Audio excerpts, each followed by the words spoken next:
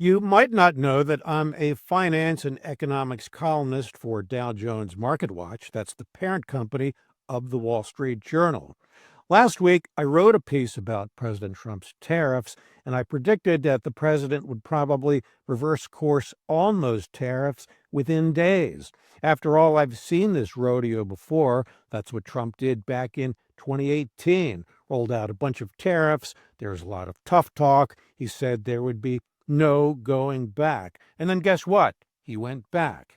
So here we are, deja vu again. Trump said he was now putting his tariffs on hold for a couple of months, except for the ones aimed at China. Those tariffs got even higher, and now the U.S. and China, the world's two biggest economies, of course, are locked in a trade war. The president says he's not backing down. China's president, Xi Jinping, says he's not backing down. Nobody knows where all this is headed. You know, one backdrop for Trump blinking, that's what the pro-business Wall Street Journal calls it, is growing pushback from members of his own base. At least half a dozen Senate Republicans have been publicly critical of Trump's tariffs. I think that's a big deal when you consider that the GOP's margin of control in the Senate is less than that. One guy pushing back, Ted Cruz of Texas. Tariffs are a tax on consumers, and I'm not a fan of jacking up taxes on American consumers. So my hope is these tariffs are short-lived and they serve as leverage to lower tariffs across the globe. Kentucky's Rand Paul was even more blunt.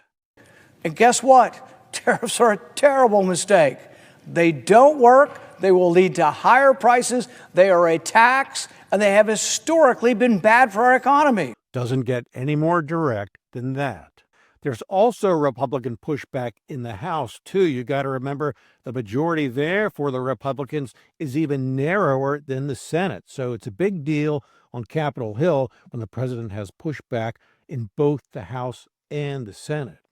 So the big question here, where is all this going? Before Trump's reversal, J.P. Morgan Chase CEO Jamie Dimon on Fox said he thinks a recession is likely unless Trump can somehow make a bunch of trade deals. He says, quote, that's the best thing they can do.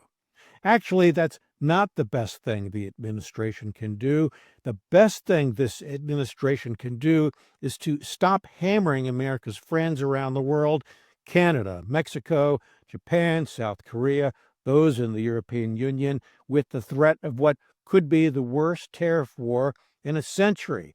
Does the president not get that during a trade war, both imports and exports fall, and that 40 million American jobs are linked to trade? 40 million jobs. You know, I empathize with tariff supporters who are angry at the loss of American jobs. Wouldn't it be great if, say, flat-screen TVs could be made here? But that's impossible unless you think anyone here will work for $2 an hour. I don't. What about you? So take your pick. You can go out right now and buy a flat-screen TV for maybe $150, or you can pay a multiple of that to have them made here. Your choice. This helps explain why manufacturing jobs as a percentage of the gargantuan U.S. economy have actually been falling since right after World War II, about 1950, some 4/5 of a century ago. And by the way, don't think my criticism of tariffs is limited to President Trump. President Joe Biden continued many of Trump's first-term tariffs. The nonpartisan Tax Foundation estimates that the Trump-Biden tariffs reduced America's long-term GDP by about 1/5%, or about $58 billion annually. Now, the president a few days ago said, quote, I know what the hell I'm doing. That's the exact quote. But businessmen and investors aren't so sure. One of the most astute minds here, Tom Lee, he's head of research at Fundstrat Global Advisors.